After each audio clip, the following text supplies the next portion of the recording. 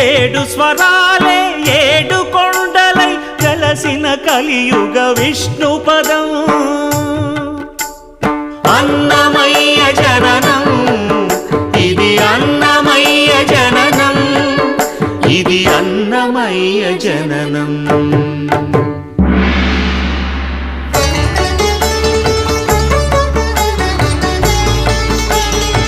హరిషడ్వర్గము తెగనరికే హరిఖడ్గం ఇది నందకము బ్రహ్మలోకమున బ్రహ్మా భారతి నాదాశీసులు పొందినదై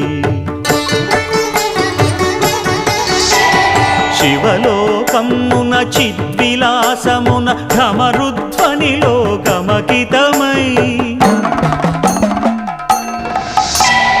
దివ్య సభలలో